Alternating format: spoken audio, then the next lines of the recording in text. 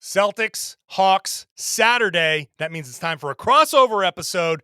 Locked On Hawks here to talk about their disappointing season, the offensive rebounding, which could be a difference maker, and Trae Young. Can the Celtics stifle him? It's all right now on the Locked On Celtics podcast. Be ever ready. Recognize the city of champs. Boston, baby, we do what you can't. Locked on number 18, Tatum and Brown, J-team, step back. We gon' wet that and slay teams. Of course, the Celtics, who else could it be? Screaming like KG with the Larry O.B. Karalis above average, assessing the team status. Best daily pod, no cap, salary matching. Clutch like Bird the DJ, keep John on replay. Prime time, dapping up the truth on the sideline. Raining J's, how it started, raising banners, how we finished. Locked on Celtics pod, home of the winners. B. Hey there, welcome back to the Locked On Celtics podcast, right here on the Locked On Podcast Network, where it's your team every day. And I'm here for you every day, Monday through Friday, with a free, fresh podcast dropped directly to your device if you're a subscriber. Other podcasts might say they're trying to go daily. They can't hang with the true daily podcast. So subscribe wherever you get your podcast. Watch the show on YouTube. Hop into the comment section. Tell me what you think about the team, about the podcast. Am I right? Am I wrong? Whatever you want to do. It's all there. I'm John Karalis. Used to play ball once upon a time. Now I cover the Celtics for Boston Sports Journal. I also wrote a book called Boston Celtics All-Time All-Stars. This episode is brought to you by FanDuel Sportsbook, the official sportsbook of Locked On. Make every moment more. Visit FanDuel.com/LockedOn today to get started. Celtics and the Hawks, game one is Saturday afternoon. This is your Friday podcast, so we're right there. We're almost at the starting line. So this is a great time to welcome in Brad Rowland of the Locked On Hawks podcast. We just had a big, long conversation.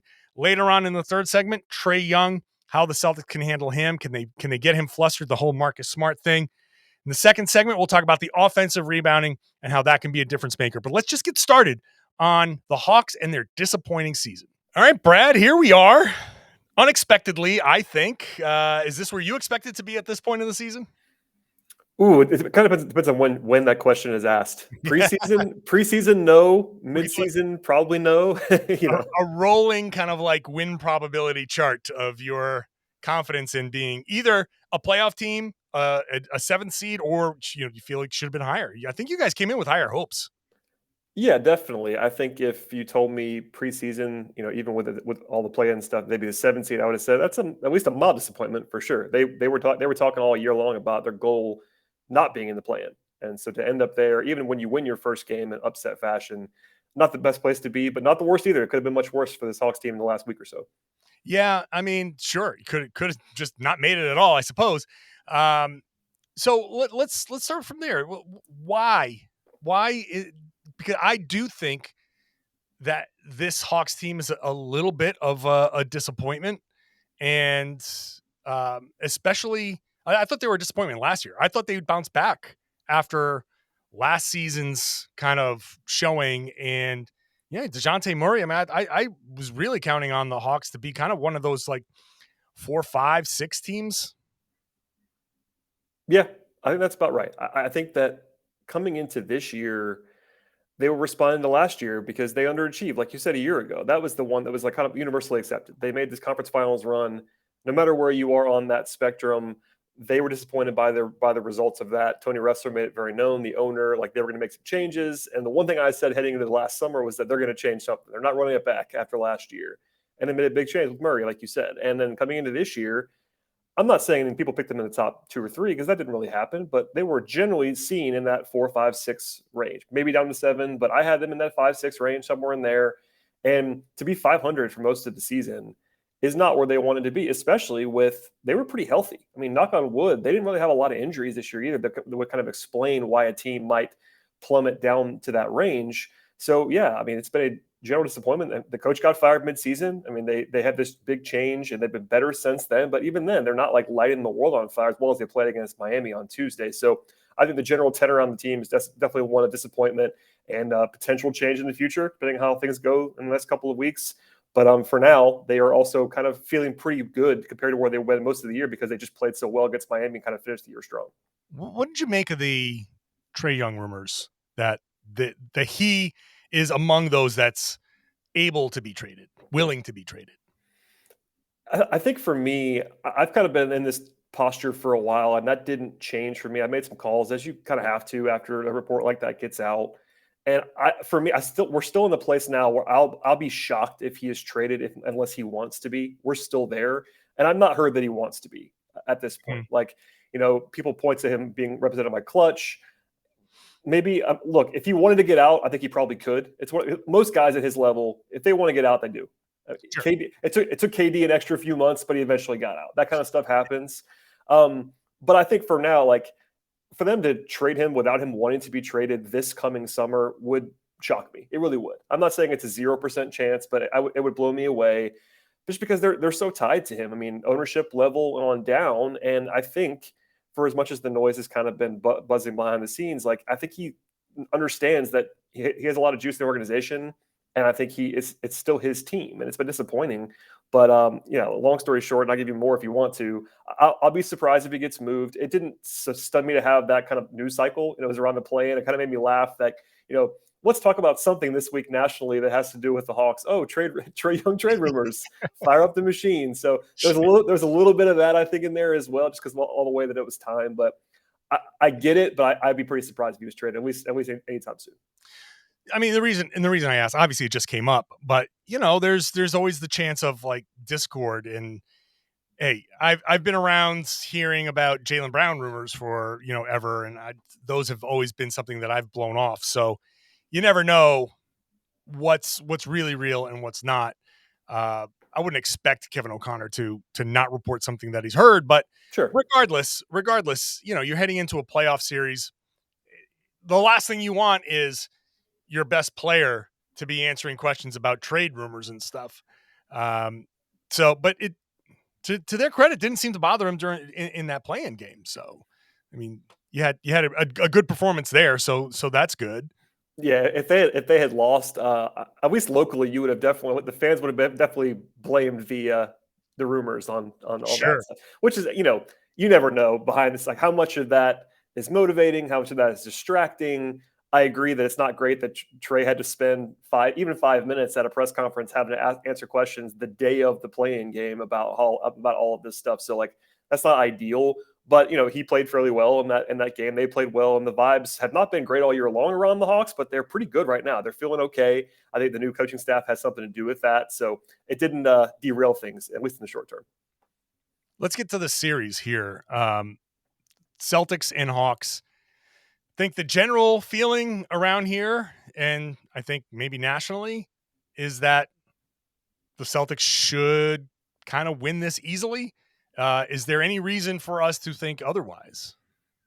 That is the general feeling for sure. I mean, I'm big into the betting markets and things. Our friends at FanDuel have the Celtics as a very large favorite in the series too. And I get it. I mean, if you look at the season-long profile of these two teams, Boston has been a lot better than the Hawks. It's not even been particularly close. Wins and losses, net rating, all those things. And then I think season series are very overrated, generally speaking. But Boston dominated the two games that the two teams were actually trying in. Yeah. So that doesn't really help matters either. As far as like why it may be different, I think, like, as we talked about earlier, the Hawks have underachieved their talent level. I think their talent level is significantly better than a team that is 41-41. So that's if you're a Hawks fan, Hawks optimist, that's where you would start. They are healthy. They are more talented than that. And now, without trying to fire Nate McMillan once again, they are a better coach now than they were previously. I think I'll just leave it there with Quin Snyder. He's obviously a big upgrade there. Mm-hmm. So between having a star, having some real offensive talent, they've been a top 2 or 3 offenses in the league the last few months, having real depth and a new coach, I think that it's reasonable to say this is a team that is better than your traditional 7 seed. Which maybe just closes the gap. It doesn't mean, obviously, no one's going to pick the Hawks, including me. It'd be crazy to just straight up pick the Hawks in the series. But I do believe that it could be a lot closer than people are expecting, mostly because of Atlanta, not because of Boston. I think Boston is kind of what we think they are at this point. They're very, very good. I just think that the Hawks are probably better at this moment than they've been for the most of the season. And, part of that has to do with injuries and all that stuff. Yeah, I mean, I feel like there's a little bit of improvement here since Quin Snyder came along, and Joe Mazzulla was talking about it at practice today. They play faster, they shoot more threes, and that alone in offensive rebounding. those things make a team dangerous. More with Brad Rowland next. We'll talk about that offensive rebounding, and can that be the difference maker? Can that be something that the Celtics struggle with? We'll do that in just a minute. First, it's time for Nissan's Electric Player of the Week. Who's the most electric player of the week? It's brought to you by the all-new, all-electric 2023 Nissan Ariya. Talked about it earlier this week. The answer, of course, this week, considering there are no games this week, it's Sam Hauser. Sam Hauser wrapped up the regular season first by dunking all over the Toronto Raptors, and then by hitting a bunch of threes, dropping career-high 26 points in each of those two games. Brilliantly fierce, attacking the rim, getting those dunks, and lighting up his teammates. They were really having a great time. Stunningly powerful, elegantly powerful, I'll say. And of course, I think the big thing for him was being able to do other things, rebounding, assist, not being a negative on defense. It delivered on duality. He delivered on duality just like the Nissan Ariya, the perfect SUV crossover, combination of fierceness and elegance. Beautiful, but strong. I think Sam Hauser earns that one. The last one of the regular season, the most electric player of the week.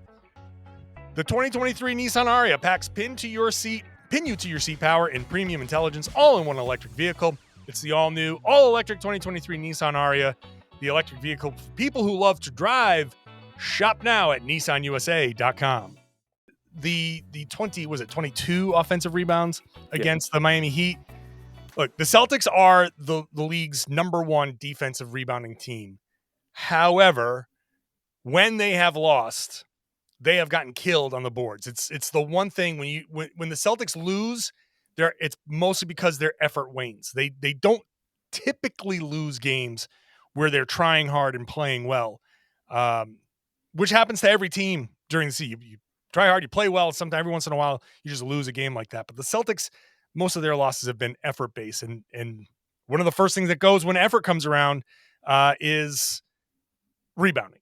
So, do you think the Hawks can maybe catch the Celtics sleeping a little bit, or do you think the Hawks can have figured something out there with their offensive rebounding that's strategic enough where they can go and steal a couple of games here, or make this series difficult just with their offensive rebounding, their effort?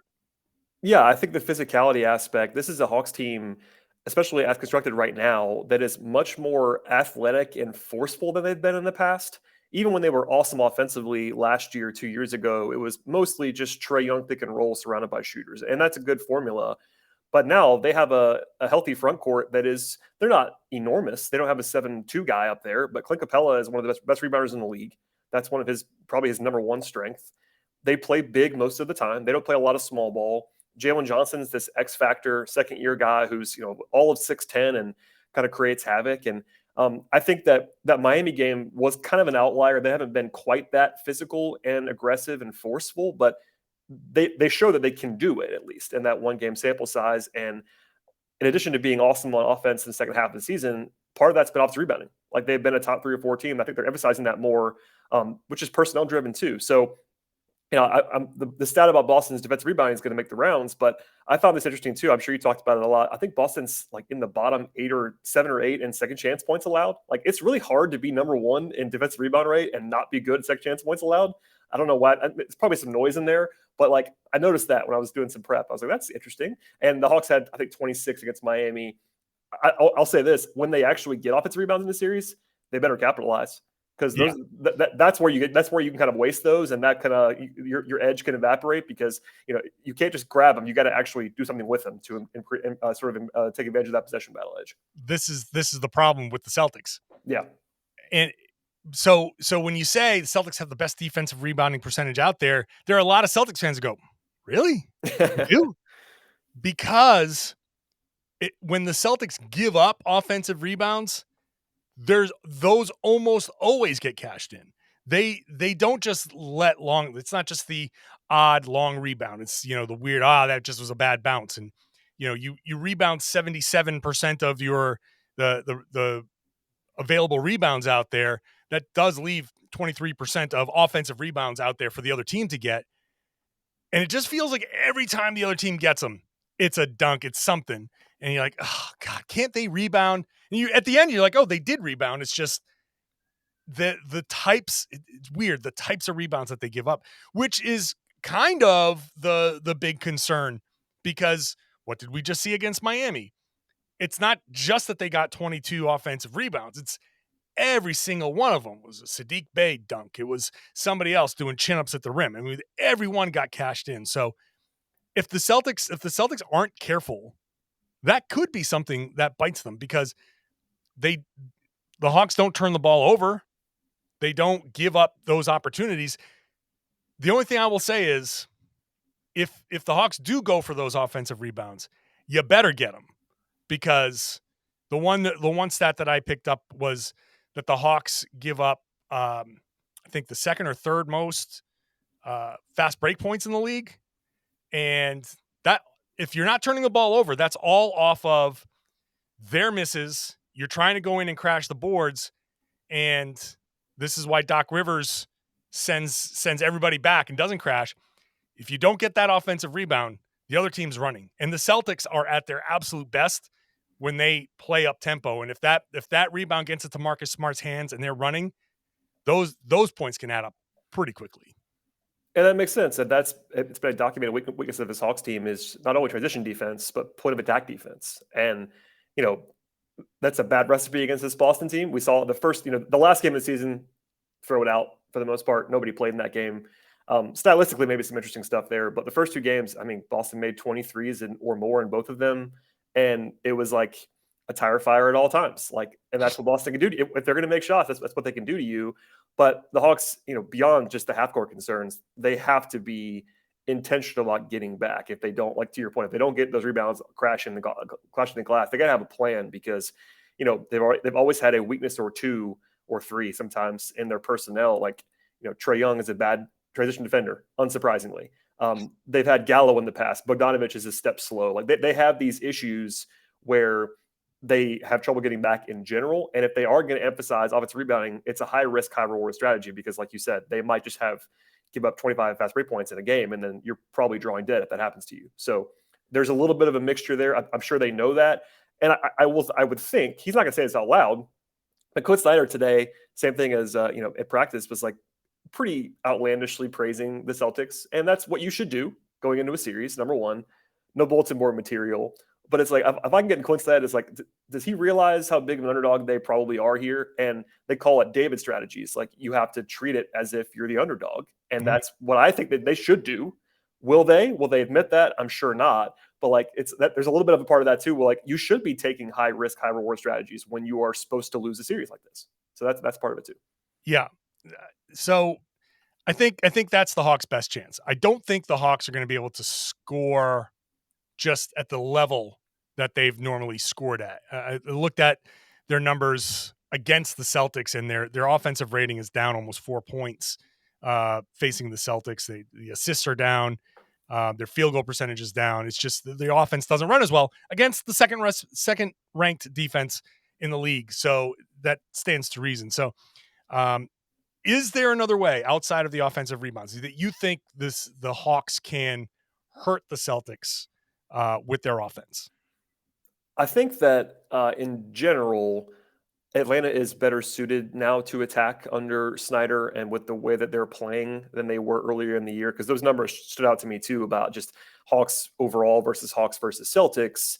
And I think that they have been a little bit more scheme versatile. We saw it in the Miami game as well, where I have a colleague named Glenn Willis who pointed this out on my show. And it was basically, if you watch the way the Hawks approached the first three games against Miami versus the game that Quin coached, it was very different. And they were running stuff that made Miami less comfortable on defense. And I think I'm not an X's and O's expert on the level of a coach, but I do expect them to have some stuff prepared here. They have a few days off. That's one of the advantages of not going to be in the 9-10 game on Friday. Obviously, Boston has longer off, but there's a rust factor there too.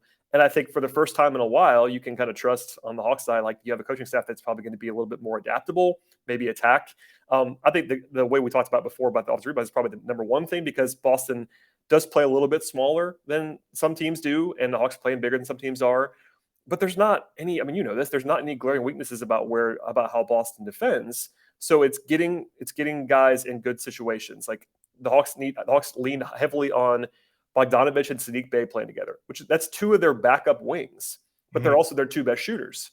So if they can play those guys together and live on defense, then they could suddenly score a lot better. That's one area that I'm looking at to see if the Hawks can survive those minutes on defense enough to play them together. And then just getting Trae in good positions, because one of the things that I'm worried about if I'm the Hawks is that Boston's so good switching on defense. They're so adept at that. And that's really bothered the Hawks in previous years. Miami did it a lot last year in the playoff series. And when Trae can't just run pick and roll, he's not as comfortable. So they have better counters to that now. They have DeJounte. They have other options. But that's an area where, like, if the Hawks just can't solve the switching defenses, they're going to be in trouble, that's a very obvious statement, but it's also very true. Like, they have to make Boston maybe go to their plan B, go to their plan C, because if you just let the Celtics, who are the better team on paper, do what they want to do, then you're not going to beat them doing what they want to do. The Hawks are one of the top ball screening teams in the league, which would play into that switching, because the Celtics play small, but the small guys they play aren't tiny. Aren't small. Small. Yeah. You know, so you can play small. You can play Tatum at center. He's like 6'10". You know, he's bigger than whatever. I don't even know what he's listed at anymore, but that dude is big. And you play Horford, or they can go big and play Robert Williams there. Whichever way they do it, I feel like they can push Trae Young into just taking shots. I think the number one thing you want to avoid with Trae Young is shooting, scoring, and 10 assists a game that he's averaging. If you can get him down to like 5 or 6, then you really have a chance. We'll be back with more from Brad, host of the Locked On Hawks podcast. Trae Young, big topic of conversation. And really, if they can shut Trae Young down, then this is going to be a wrap pretty easily. We'll talk about that next. First, today's show also brought to you by Built Bar. If you're looking for a delicious snack, you don't want all the sugar and the calories, then you need the best tasting protein bar ever. It's Built, and you got to try it. I've been singing Built's praises for a long time. It's great as a healthier snack choice. It's great as a protein bar after a workout. It's great as a meal replacement. They taste amazing, and you won't think they're good for you, but they are healthy and they taste amazing. What makes them so good? For starters, they're covered in 100% real dark chocolate, and they come in incredible flavors like churro, peanut butter brownie, cookies and cream. It's kind of hard to believe how they do it, but the bars taste like candy bars, and the macros, 130 calories, 4 grams of sugar, 17 grams of protein. That's basically where you're going to get in all the Built bars, Built Puffs. And you don't have to wait now to get a box. We've been talking about ordering them at Built.com, which you can still do, but now you can go to your local Walmart or Sam's Club to get your specialty flavors. You still get your specialty flavors at Built.com, but Walmart, Sam's Club has you covered there with Built bars. If you're close to a Sam's Club, run in, grab a 13-bar box with the hit flavors Brownie Batter Puff and Churro Puff. You're going to love it. You can always go to Built.com. Trust me, you're going to love Built bars. I know that Trae Young has a reputation as a shooter, but he's shooting like below 34% on the season, right? So he hasn't found that shot at all year long. I feel like if you turn Trae Young one-dimensional, and the Celtics with their length and their switchability, then this is a wrap real quick. Do you think that Trae Young can get going in this series against the Celtics? I think he can, but it's a tough matchup for him for sure. I mean, he had pretty good numbers against Boston in the 2 games this year. I don't care about that too much, but it wasn't as if, like, Miami famously had his number in a way that Boston hasn't necessarily done that against Trae. But I totally agree with what you just said about making him more one-dimensional. And, I've always said Trae is still underrated as a passer. I think he's one of the best passers in the world. He's an incredible passer. But if you make him a scorer, he can beat you that way. He's good enough to do that. But if I'm defending him, I generally want to make him a scorer first, second, third. And your point about 3-point shooting is perfect because actually was encouraged by this. He took 8 on Tuesday against Miami. But before that, I think it was 8 or 9 games in a row, he took 4 or 5 or less. Mm-hmm. He's not been aggressive with his jump shot. I think he knows he's not feeling it right now with his jumper. And that can flip on a dime. Like, he's had these stretches where he'll go off. But his season, like you said, has not been great as a jump shooter. And I'm sure part of the game planning is going to be like, all right, we have to actually make Trae Young make shots. And, if I'm Boston, I probably, number one, want to make somebody else beat you other than Trae Young.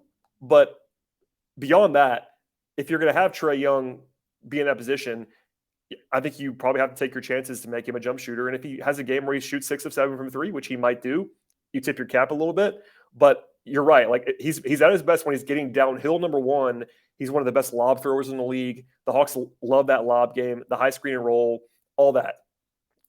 You kind of have to make Trae, and I think DeJounte Murray too. It's a little bit different, but if those guys are taking a bunch of long twos or a bunch of like contested pull-ups, that's where the Hawks are going to struggle because they get into this hero ball mode at the end of games, especially if you watch them in fourth quarters. Trae and DeJounte kind of devolve into your turn, my turn, and they can do it every once in a while, but the Hawks have been really bad in close games this year, which is another issue in this series potentially. Is that, when you're already not the better team on paper, you can't afford to give away close games either. So, yeah, long answer, I should say. But Trae is someone who I think you have to make a jump shooter first. And if he's capable of beating you there, but the numbers are not very good this year, and he's so good as a passer and distributor that you kind of have to force him into that box, and maybe he'll beat you there. But I think that's the game plan on Boston. The Trae Young Marcus Smart matchup is always a fun one to watch. They love each other famously. I see a lot of pictures of them hugging on the floor. The Smart got tossed in that game. He did, where he did do the and I'm no stranger to this. The get caught up in a guy, kind of trap his arms, and then you fall, and then he falls. It's like you take him down with you. All right. So Marcus tries to get under Trae Young's skin. I happen to think that that's something that you can do. Am I wrong in thinking that Trae Young can be flustered? It's a delicate balance because I've seen Trae in a spot like that actually have it motivate him almost. Like, he's almost better. The most high profile example of that is the Knicks series a couple years ago when he just went crazy in MSG. Yeah. And they were really on him the entire series, and he was great. Yeah.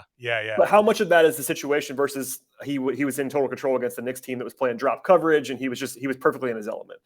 I don't know what percentage of the pie to distribute with that. I've also seen him get in a spot where he feels like he's personally challenged. And look, one of the reasons he got here to this point, here as a star in the NBA, is that his entire mantra is that he's an underdog because he's small, and that's the way he thinks. And he could be, I think I've seen him be baited into doing too much too. Like, he might get into a one-on-one back and forth where that makes your team worse, especially if he's not feeling it and he's still doing that, which he's done before too. So it's not a perfect answer, but if Marcus Smart doesn't know anything else to do, that's obviously what he's going to do. I mean, he's a really good player, but Marcus, it's not like you could tell Marcus to turn it off. Can you? I mean, you know better than I do, but I can't imagine him just being like boring all of a sudden. So it's probably going to happen either way.